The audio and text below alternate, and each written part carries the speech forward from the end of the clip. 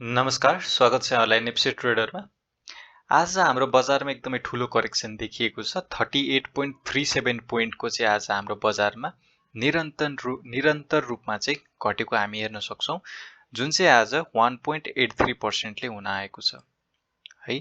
Market झर्दै जाँदा 2% झन्डै 2% सम्मको गिरावट आएको थियो, तर अन्तिम मिनेटतिर चाहिँ अलिकति भए पनि मार्केटले रिकभर चाहिँ गरेको छ। यो हाम्रो नेप्सेको नेचर नै रहेको छ। आज हाम्रो मार्केट चाहिँ एउटा महत्त्वपूर्ण सपोर्टको लेभलमा चाहिँ टुङ्गिएको चाहिँ हेर्न सक्छौं है। तपाई आज दिनभरिको ट्रेडिङ हेर्नुहुन्छ भने चाहिँ 2050 भन्दा पनि तल चाहिँ गएको थियो, तर क्लोजिङ भन्ने 2051.47 मा चाहिँ भएको छ। आजको दिनमा 20 वटा स्टक्सहरू अथवा कम्पनीहरूले कमाएका छन्। 197 वटा कम्पनीहरूले भने घाटा बेहोर्नु परेको छ र 2 वटा कम्पनीको मूल्य जस्ताको त्यस्तै। टप गेनरको कुरा यदि गर्नुहुन्छ भने ILI, NRM, ADBL, PPL र SBI D83 है, अर्थात् नेपाल SBI बैंकको चाहिँ एउटा डिभेन्चर रहेको छ है। यसमा चाहिँ आज सर्वाधिक वृद्धि भएको छ। सर्किटकै लेभलमा कारोबार गर्नेमा चाहिँ IME लाइफ इन्स्योरेन्स जुन चाहिँ भर्खरै आइपिओबाट लिस्टिङ भएको थियो, त्यो NRM यी कम्पनीहरूले चाहिँ आज सर्किटकै लेभलमा कारोबार गरेका छन् भने टप लुजरको कुरा गर्नु पर्दाखेरि PROFL अर्थात् प्रोग्रेसिभ फाइनान्स, अभियान लघु वित्त, SMB, BFC र GMFBS मा चाहिँ सर्वाधिक मूल्य घटेको कम्पनीमा परे, जसमध्ये PROFL मा त नेगेटिभ सर्किट नै लागेको छ। अभियान पनि झन्डै नेगेटिभ सर्किटको एकदमै नजिक छ है। 8.04 को चाहिँ आज गिरावट भएको छ। त्यस्तै टप टर्नओभरको कुरा गर्नुहुन्छ भने सानिमामा आज एकदमै ज्यादा टर्नओभर आएको छ, अर्थात् इन्भेस्टरहरूले चाहिँ सानिमा चाहिँ इन्ट्रेस्ट जताइरहेको अथवा इन्ट्रेस्टेड छन् भन्ने कुरा चाहिँ बुझ्न सक्छौँ। यसको कारण के हो हामी एकछिनमा चर्चा गर्नेछौँ, तर चर्चा गर्नुभन्दा अगाडि चाहिँ छोटकरीमा किन बढ्यो भन्दाखेरि यसको रिपोर्ट चाहिँ राम्रो आएको छ है। त्यस्तै EBL एभरेस्ट बैंक लिमिटेड, यसले पनि आज टर्नओभर एकदमै ज्यादा आएको छ। त्यस्तै NICA, शिवम र ग्लोबल IME मा चाहिँ एकदमै ज्यादा टर्नओभर आएको छ। टप भोल्युम आधारमा हेर्नुहुन्छ भने KBL, सानिमा, प्रभु, ग्लोबल IME, PCBLहरुमा चाहिँ भोल्युम एकदमै ज्यादा आएको छ। ट्रान्जेक्सन वाइज हेर्नुहुन्छ भने चाहिँ ILI,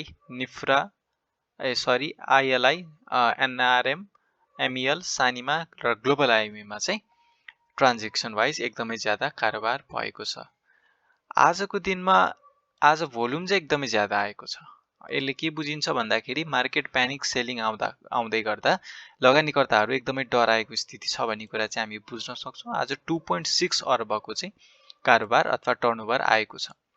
आज टोटल ट्रेडेड सेयर चाहिँ 8,07,361 वटा चाहिँ सेयरहरू चाहिँ ट्रेड भएका छन्। Total transaction 61,917, total traded script 265 चाहिँ भएको छ। सेक्टर वाइज यदि हेर्नुहुन्छ भने चाहिँ बैंकिङ इन्डेक्स 1.7% ले घटेको छ। एकदमै ठुलो योगदान रहेको छ। आज झन्डै नेप्से सरह नै बैंकिङ इन्डेक्स घटेको छ र क्यान्डल यो यसको चार्ट पनि हेर्नुहुन्छ भने चाहिँ नेप्से सरह, नेप्से जसरी घटेको छ त्यस्तै खालको सिमिलर प्याटर्नमा चाहिँ नेप्सेको बैंकिङ इन्डेक्स झरेको छ। डेभलपमेन्ट बैंक भन्ने पनि आज एकदमै ज्यादा घटेको छ। 2.5% को नेचर चाहिँ नेप्से जस्तै रहेको छ। फाइनान्स आज सबसे ज्यादा घट्नेमा चाहिँ आज फाइनान्स पनि पर्छन्, जुन चाहिँ 3.43% ले घटेको छ। होटल एन्ड टुरिज्म पनि 3.59% ले नै घटेको छ। हाइड्रो पावर 1.97, इन्भेस्टमेन्ट 1.22% ले घटेको छ। Life insurance 2.09, manufacturing and processing 1.47, micro finance 1.6, mutual fund 1.05, non life 2.05%, other index 1.1%, trading index 2.35% ले चाहिँ घटेको छ।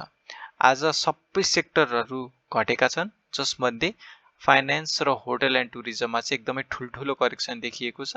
2% भन्दा माथि घट्नेमा चाहिँ development bank, life insurance, non life insurance र ट्रेडिङ इन्डेक्सहरू चाहिँ आज 2% भन्दा ज्यादा घटेका छन्। अरूको गिरावट चाहिँ सामान्य रूपमा नै लिनुपर्ने हुन्छ। नेप्से घट्दै जाँदा अरू सेक्टरहरू पनि घटि नै हाल्छन्। अब लागौँ टेक्निकल चार्टतिर है।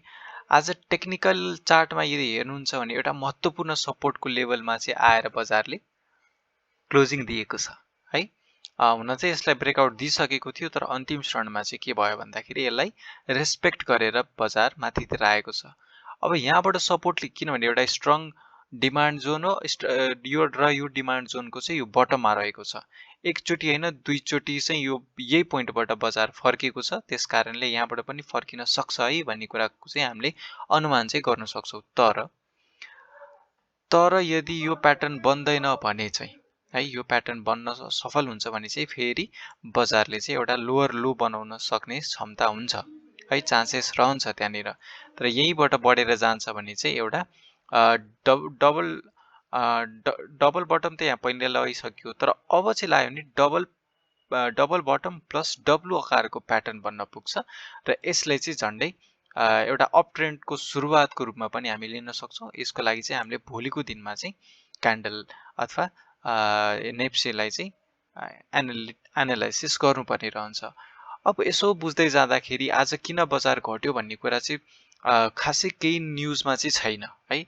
यदि फ्युचरमा कुनै न्युज आउँछ यस कारणले घटेको रहेछ भनेर यदि हामीले सुन्यौँ भने चाहिँ अब त्यो प्यानिक गर्ने समय होइन कि अब चाहिँ त्यो मौका पारेर लगानीकर्ताहरूले किन्छन् र त्यस पछाडि बढाउँछन्। त्यस कारणले आज घट्नुको रिजन चाहिँ अब भोलि पर्सि केही दिनमा रिभिल हुन सक्ने न्युज चाहिँ हुन सक्छ है। त्यही भएर सावधान रहनु होला। अहिले आज तपाईँले ल ठिक छ प्यानिक भएर सेल गरिसक्नु भएको छ भने नेक्स्ट बाइङ अपर्च्युनिटीको लागि हेर्दै गर्नु, रेडी भएर बस्नुहोस्। जसले किन्न पाउनु भएका थिएनन्, यो स्विङमा कमाउनु भएन, यो स्विङमा पनि कमाउनु मिस आउट गर्नुभयो, उहाँ लगानीकर्ताहरूले चाहिँ फेरि तपाईँहरूले कमाउन सक्ने पोटेन्सियल अथवा फेरि मौका चाहिँ बजारले छिट्टै दिँदैछ है भनेर पनि तपाईँले बुझ्नुपर्ने हुन्छ। त्यस कारणले अब घट्दै जाँदाखेरि चाहिँ तपाईँहरू रेडी गेट सेट सिचुएसनमा हुनु पर्यो र मार्केटले गो भन्नु बित्तिकै चाहिँ तपाईँले किनेर बस्नु चाहिँ पर्ने हुन्छ यदि कमाउनु पर्यो भने चाहिँ है। अब हामीले इन्डिकेटर लगाएर जस्तै पहिलो इन्डिकेटर मैले एमएससिडी लगाएर हेर्छु। एमएससिडी अनुसार हेर्नुहुन्छ भने पक्कै आज नेगेटिभ देखिएको छ र हिस्टोग्रामको जुन यो सेल्स सिग्नल आएको थियो अहिलेसम्म चाहिँ भ्यालिड नै रहेको छ। हिस्टोग्राम पनि नेगेटिभ एरियामा बढिरहेको छ। आरएसआई आज निकै तल गएको हुनुपर्छ। आरएसआई अनुसार हेर्छौँ भने चाहिँ 45 तिर 41 मा आज झरेको छ है।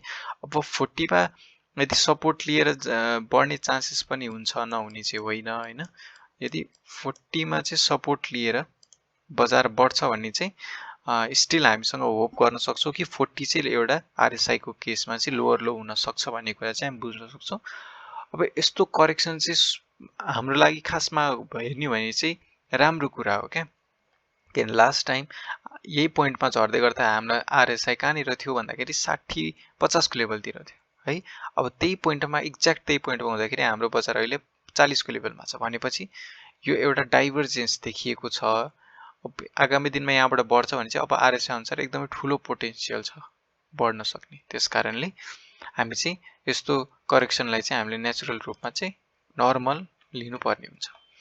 बोलिङ्गर ब्यान्ड अनुसार हेर्नुहुन्छ भने चाहिँ यसले चाहिँ अब लोवर ब्यान्डसम्म आउन सक्ने सम्भावना हुन्छ। लोवर ब्यान्डले यदि यसले घचेडेर तलतिर जाँदैन भने चाहिँ यही सपोर्ट लिएर पनि माथि जाने सम्भावना चाहिँ रहन्छ। त्यस कारणले आगामी दिनमा चाहिँ के कस्तो हुन्छ भोलिको दिन पनि हामीले एकदमै निहालेर हेर्नुपर्ने स्थिति रहेको छ। त्यस पछाडि हामी बल्ल डिसिजन लिनेछौँ। यदि तपाईँले सेल गरिसक्नु भएको छ भने वेट गर्नु होला। बढ्न सुरु गरेपछि इन्डिकेटर पोजिटिभ हुँदै जाँदा तपाईँले त्यही अनुसारले आफ्नो रिस्क मिनिमाइज हुने गरी चाहिँ खरिद गर्न सक्नुहुन्छ। हस् त आजलाई यति नै। भिडियो कस्तो लाग्यो? भिडियो मन परेमा लाइक गरिदिनु होला। केही सरसुझाव छ भने गर्न बताइदिनु होला र च्यानलमा नयाँ हुनुहुन्छ भने चाहिँ सब्सक्राइब गरिदिएर साथ दिनुहुन भनेर अनुरोध गर्दछु। भोलिको भिडियोमा फेरि भेट्नेछौँ। हस् त आजलाई यति नै। धन्यवाद।